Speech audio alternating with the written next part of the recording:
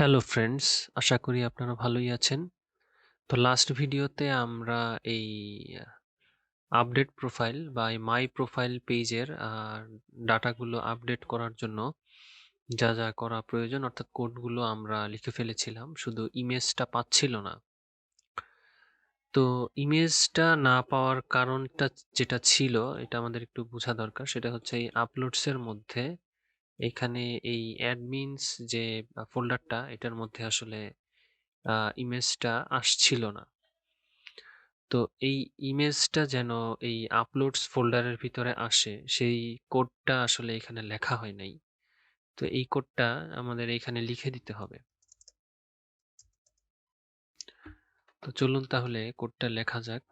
তো এখান থেকে যেটা লিখতে হবে যে ফাইল, তারপরে এখানে বলে দিতে হবে মুভ, এবং মুভের মধ্যে হচ্ছে যে আপলোডস এবং অ্যাডমিনস। এরপর যেটা হবে যে এই ডিরেক্টরির ভিতরে তো ছবিটা স্টোর হবে, কিন্তু কি নামে স্টোর হবে সেই নামটা আমাদের এখানে বলে দিতে হবে। আমাদের এই যে ফাইল নেম আছে, এই ফাইল নেমটাকে আমাদের এখানে বলে দিতে হবে। আর এখানে আরেকটা বিষয়, সেটা হচ্ছে যে আহ ছবি তো এই ডিরেক্টরির মধ্যে স্টোর হলো, এই যে ডিরেক্টরি। তো আমরা উপরে কোডটা লিখেছিলাম, যদি একটা ছবি এক্সিস্টিং থাকে তাহলে সেটা যেন ডিলিট হয়ে নতুনভাবে আরেকটা ছবি সেখানে আপলোড হয়। তো এই ডেস্টিনেশনে এসে আমাদেরকে এই কথাটা এই আমরা লিখেছিলাম, কিন্তু এখানে একটু পরিবর্তন করতে হবে। আর সেটা হচ্ছে অ্যাডমিনস এর পরে একটা স্ল্যাশ দিয়ে আমরা যদি লক্ষ্য করি, এখানে কিন্তু আমরা হচ্ছে এ ইমেজ পাঠিয়েছিলাম। সো অ্যাডমিন আসলে এ ইমেজ মানে ডাটাবেস থেকে আমরা যদি লক্ষ্য করি যে আমাদের ডাটাবেসে কিন্তু এই ফিল্ডের নাম এ ইমেজ, তাই আমাদেরকে এখানে ইমেজ না বরং এখানে এ ইমেজ এটা বলে দিতে হবে। তো এখন যদি আমরা হচ্ছে এই পেজটা লোড করে ডাটা আবারও আপডেট করি, যেমন এখানে ফরিদ দিয়ে দিলাম, এখানে আইটি এক্সপার্ট, এখানে ওয়েব ডেভেলপার, তারপর এখানে ইমেজ হিসেবে এটা দিয়ে দেই, তারপর এখানে পাবলিশ করি। দেখেন এখানে কিন্তু এই তথ্যগুলো সুন্দর মতো এখানে চলে আসলো। আমরা যদি দেখি আমাদের ডাটাবেজে, দেখেন তো এখানে একটা বিষয় লক্ষণীয়, ইতিপূর্বেও ডাটাবেজে এরকম একটা ইমেজ দেখাচ্ছিল, কিন্তু আমাদের ডিরেক্টরিতে সেটা পাচ্ছিল না। এই কারণে সেটা আমাদের ওয়েবসাইটেও সেটা প্রদর্শিত হচ্ছিল না। এখন কিন্তু আমাদের ডিরেক্টরিতে সেটা চলে এসেছে। তো আমরা যদি এখন একটা কাজ করি, এইখানে আবারও একটা নাম দেই, এবং এইখানে প্রোগ্রামার, এইখানে ওয়েব ডেভেলপার, এবং এইখানে ইমেজটা চেঞ্জ করে অন্য আরেকটা ইমেজ দেই, দেখি যে আমাদের আগের ইমেজটা ডিলিট হয় কিনা। তো এখন পাবলিশ দেই, তো আমাদের ইমেজটা পরিবর্তিত হয়ে গেল। আর এখন আমরা যদি ডিরেক্টরিতে আসি, আমাদের আগের ছবিটা কিন্তু ডিলিট হয়ে গিয়েছে, আর তার জায়গায় এই ছবিটা প্রতিস্থাপিত হয়ে গিয়েছে। তো এভাবে আমরা আমাদের হচ্ছে যে মাই প্রোফাইল যে পেজটা ছিল সেটার কোডগুলো ঠিকঠাক মতোই লিখে ফেলতে পারলাম। তো এখন আমরা ক্যাটাগরিজের কাজটা করব, কিন্তু তার আগে আমাদের আরেকটা কাজ করতে হবে। সেটা হচ্ছে আমাদের এই মাই প্রোফাইল, মানে শুধু মাই প্রোফাইল না, আমরা যে কয়েকটা পেজ তৈরি করেছি সেগুলোতে লগ আউটের যে বিষয়টা আছে সেটা আমাদের বলে দিতে হবে। অর্থাৎ আমরা এই ড্যাশবোর্ডে যে লগ আউটটা আমরা এখানে রেখেছিলাম, অর্থাৎ এটা এই যে এইখানে এই আনঅর্ডার্ড লিস্টের ভিতরে এতটুকু এই কোডটাকে এখান থেকে কপি করে নিয়ে আমরা হচ্ছে আমাদের এই মাই প্রোফাইলেও দিয়ে দিব।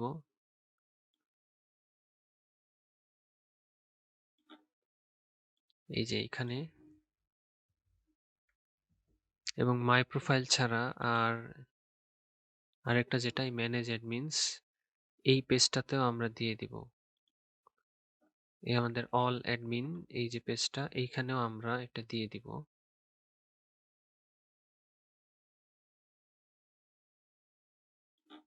এই যে এখান থেকে এটাকে রিমুভ করে এইখানে এটা পেস্ট করে দিলাম।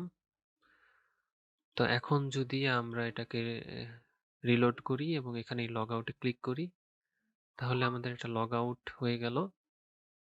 আচ্ছা, তো এখন আমরা অ্যাডমিনে আবার ক্লিক করে, আচ্ছা আমরা তো এইখানে বোধহয় নাম চেঞ্জ করেছি, দেখি কি নাম, না এটাই দেয়া আছে, তাহলে আমরা এটা দিয়ে লগ ইন করতে পারবো। হ্যাঁ, আচ্ছা এখন এই ক্যাটাগরিজে ক্লিক করলে ক্যাটাগরির যে টেবিল বা অ্যাড ক্যাটাগরি, অর্থাৎ যেটা ছিল, আমরা যদি একটু লক্ষ্য করি যে এইখানে এই যে আমাদের এই পেজটা যেটা আমরা র পিএইচপি তে তৈরি করেছিলাম, এই কাজটা এখন আমরা লারাভেল দিয়ে করে ফেলবো, যে ক্যাটাগরিজে ক্লিক করলে যেন সেটা তৈরি হয়ে যায়। তো সেজন্য আমাদেরকে প্রথমে যেটা করতে হবে, আগে রাউট তৈরি করে নিতে হবে। তো এখান থেকে এটা ক্লোজ করে দেই, এটাও ক্লোজ করে দেই, এটাও ক্লোজ করে দেই, এটাও ক্লোজ করে দিতে পারি। এই ওয়েবে এসে এখানে আমরা হচ্ছে আরেকটা রাউট তৈরি করব, যেটা হবে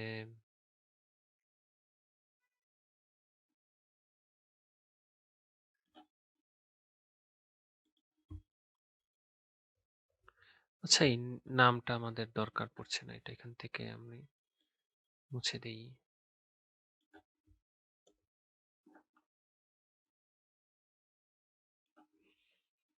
হুম, এবং এইখানে আমি হচ্ছে একটা কমেন্ট করে এইখানে ক্যাটাগরি রাউটস এটা লিখে ফেলি। তো এখান থেকে যেটা হবে যে অল ক্যাটাগরি নামে একটা রাউট আমরা তৈরি করব। তো এইখানে এটাকে দিয়ে দেই,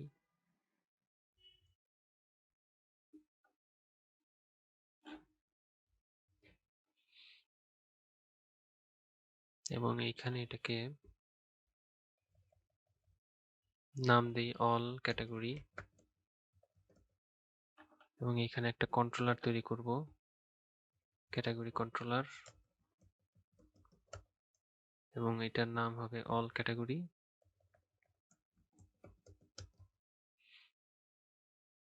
এটার নামও দিয়ে দিলাম অল ক্যাটাগরি। তো এর মধ্যে এই নেমের ব্যাপারটা নিশ্চয়ই আপনারা বুঝে ফেলেছেন, যে নেম দিলে আসলে কি করা যায়। রাউট লিখে এই নেমটা দিয়ে দিলে আমাদের কাজ হয়ে যায়।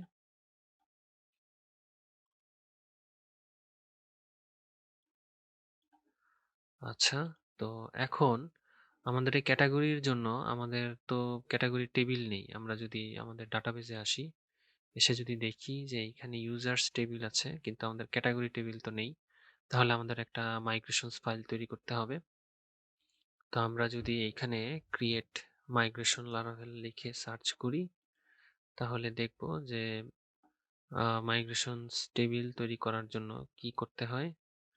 এই যে এই লাইনটা ব্যবহার করতে পারি আমরা। তো এইখানে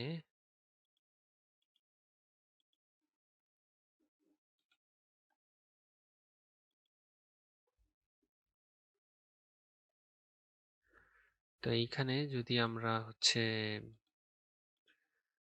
PHP artisan make migration create, এখানে ক্যাটাগরিজ টেবিলটা যদি তাহলে তৈরি করে নেই,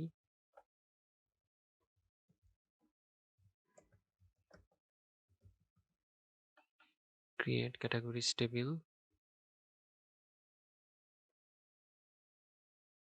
তারপর এখানে এন্টার দেই, তাহলে আমাদের ক্যাটাগরিজ টেবিলটা তৈরি হয়ে যাবে।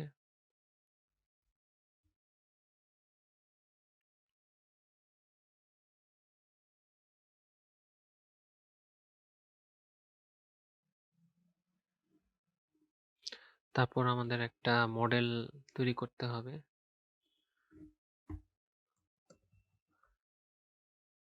যদি এইখানে ক্রিয়েট মডেল এটা লিখে সার্চ দিই, দেখেন মডেলের জন্য কি লিখতে হয়। আমরা অবশ্য একবার মডেল তৈরি করেছি, আপনারা দেখেছিলেন। তো এই কোডটা লিখলে একই সাথে মডেল আর মাইগ্রেশন ফাইল দুটোই তৈরি হয়ে যায়। যেহেতু আমরা প্রথমে মাইগ্রেশন ফাইল তৈরি করেছি, তাহলে এখন আমাদের শুধু হচ্ছে যে এই লাইনটা ব্যবহার করতে হবে। এবং এখানে একটা বিষয় লক্ষণীয়, সেটা হচ্ছে যে আমরা এইখানে যে ক্যাটাগরিজ টেবিলটা তৈরি করলাম, আমাদের মডেলের নামটা কিন্তু এখানে কিন্তু প্লুরাল, ক্যাটাগরিজটা কিন্তু প্লুরাল, কিন্তু মডেলের নামটা কিন্তু সিঙ্গুলার হতে হবে। অর্থাৎ এখানে মডেলের নামটা হবে ক্যাটাগরি।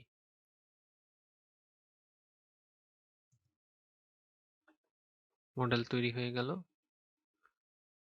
এখানে বোধহয় ছিল একটা, আচ্ছা ওকে, কোনো সমস্যা নেই। তো আমাদের ডাটাবেস তৈরি হয়ে গেল।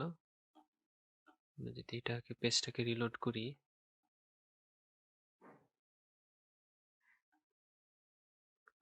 এখানে আমাদের কি ব্যাপার, ও আচ্ছা আমি তো মাইগ্রেট করিনি। মাইগ্রেট করলে না আসবে। মাইগ্রেশনস এর মধ্যে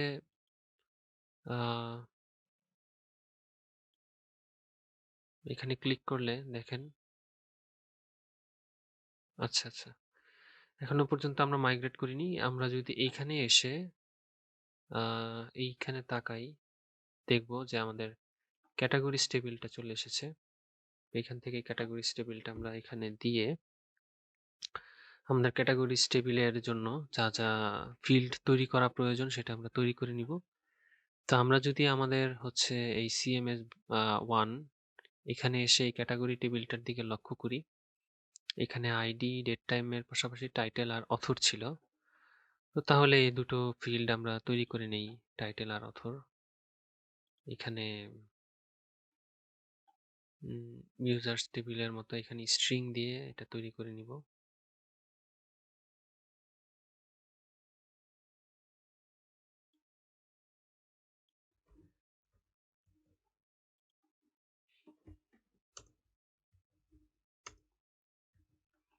একটা হবে টাইটেল আর একটা হবে অথর।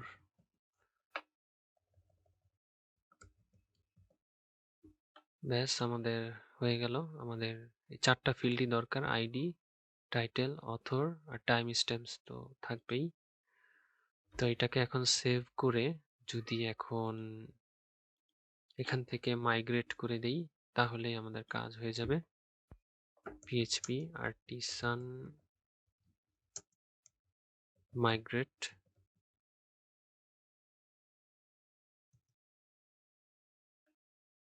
ব্যাস আমাদের টেবিলটা তৈরি হয়ে গেল। আমরা যদি এবার তাকাই,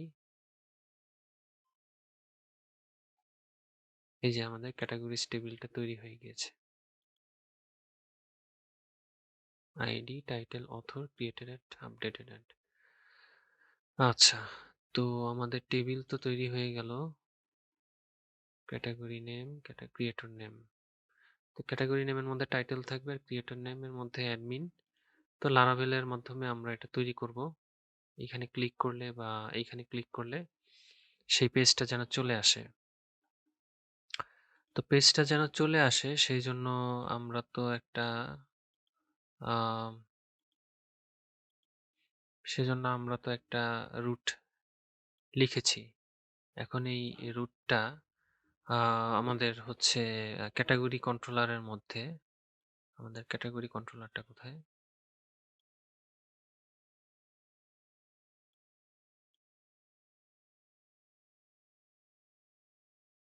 কি ব্যাপার, ক্যাটাগরি কন্ট্রোলার তৈরি করিনি?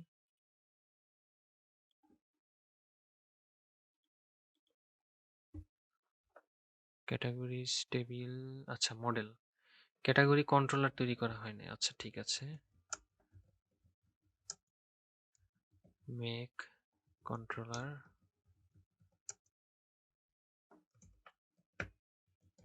category controller। এখানে রিসোর্স দিলে অনেকগুলো ফাংশন সহ ক্যাটাগরি কন্ট্রোলারটা তৈরি হবে। আমি রিসোর্স দিয়ে দেই।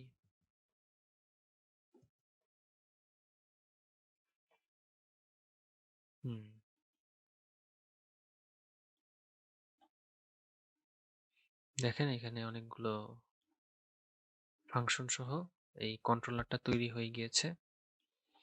তো এই ইন্ডেক্সের মধ্যে আমরা যেটা করব যে রিটার্ন ভিউ করে দিব এই পেজটা, আর এটার নামটাকে পরিবর্তন করে অল ক্যাটাগরি করে দিব।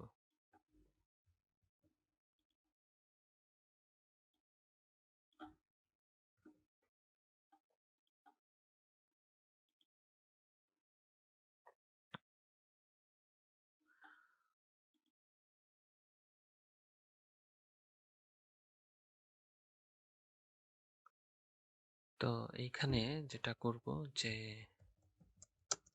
রিটার্ন ভিউ এবং তার ভিতরে অল ক্যাটাগরি এই ফাইলটা দিয়ে দিব।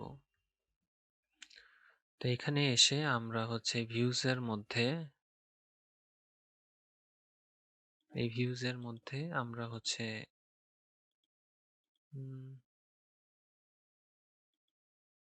এখানে একটা ফোল্ডার তৈরি করতে পারি ক্যাটাগরির জন্য।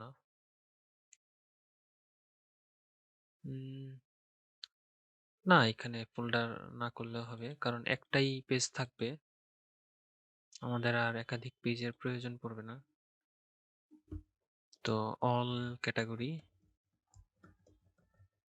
ডট ব্লেড ডট পিএইচপি এই পেজটা আমরা তৈরি করে ফেললাম। তো এখন এখান থেকে আমাদের এই ক্যাটাগরিজ ডট এইচটিএমএল এই যে পেজটা আছে এটাকে এখান থেকে কপি করে নিয়ে এখন যদি এখানে পেস্ট করে দিই, ব্যাস তাহলেই হয়ে যাবে অল ক্যাটাগরি। তারপর আমাদের এই আমরা এখন আছি কোথায়? আমরা আছি ড্যাশবোর্ডে। তো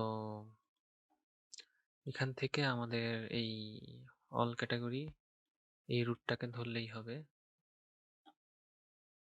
তো এখান থেকে আমরা এই ড্যাশবোর্ডের মধ্যে আমরা যদি ক্যাটাগরিজের এখানে আমরা যদি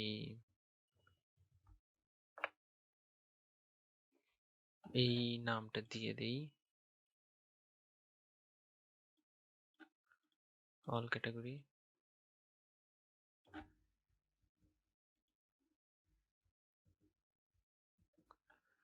এবং তারপরে এই পেজটা রিলোড করে এখানে ক্লিক করি, দেখেন আমাদের পেজটা কিন্তু চলে আসলো। তো এইভাবে সুন্দর মতো আমরা এটা প্রদর্শিত করে ফেললাম। ভিডিওটা চলছে। আচ্ছা, ভিডিওটা বেশ বড় হয়ে গিয়েছে, তাহলে এটা এখানে সমাপ্ত করে দিতে পারি। পরবর্তী ভিডিওতে এখানে আমরা ক্যাটাগরি অ্যাড করার ব্যাপারটি দেখব এবং এইখানে যেন সেই ক্যাটাগরিগুলো শো করে সেই ব্যাপারটিও দেখে ফেলবো। ধন্যবাদ আপনাদের।